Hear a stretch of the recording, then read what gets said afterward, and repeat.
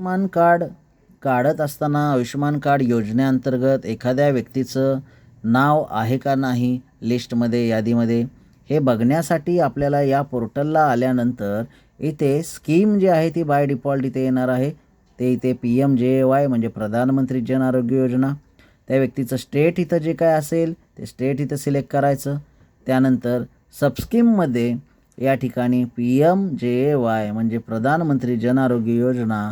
त्यानंतर त्या व्यक्तीचा जो काय जिल्हा आहे तो जिल्हा इथे सिलेक्ट करायचा आणि शेजारी राईट साईडला सर्च बायमध्ये आधार नंबर किंवा फॅमिली ID म्हणजे रेशन कार्ड नंबर 12 अंकी नंबर असलेला तो इथे टाकून त्या व्यक्तीच्या डिटेल इथे तुम्ही चेक करू शकता की त्याचं नाव या योजनेत आहे का नाही.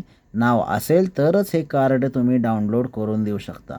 मग या ठिकाणी आधार नंबर त्या व्यक्तीचा जो काय आहे असेल तो तुम्हाला इथे अशा प्रकारे भरून घ्यायचा आहे. त्यानंतर इथे जो काय सांकेतिक क्रमांक दिला आहे, कॅप्चा कोड दिला आहे, तो तुम्हाला जसाच्या तसा इथे भरायचा आणि फक्त सर्चवर इथे क्लिक करायचं.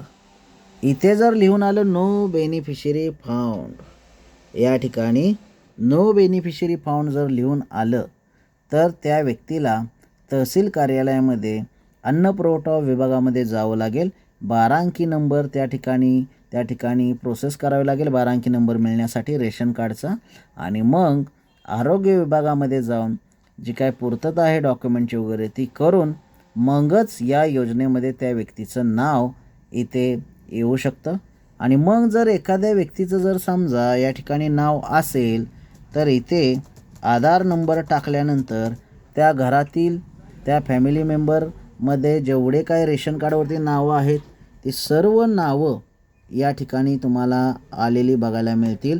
जर लिस्टमध्ये नाव असेल आणि इथे आधार नंबर टाकून जर सर्च केलं तर इथे बघा रेशनिंग कार्डवरती जेवढी काही नावं असतील ही सगळी इथे तुम्हाला खाली इथे 1 बाय 1 आलेली दिसतील.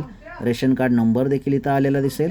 मग अशा प्रकारे लिस्टमध्ये नाव असेल तर असा डेटा दिसेल आणि लिस्टमध्ये नाव नसेल तर नो बेनिफिशरी फाउंड म्हणून इथे तुम्हाला बघायला मिळणार आहे.